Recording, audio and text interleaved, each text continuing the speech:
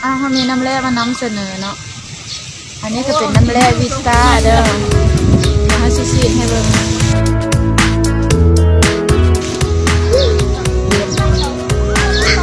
พกพาได้ทุกวันอันนี้ราคาแสนที่บันเทีย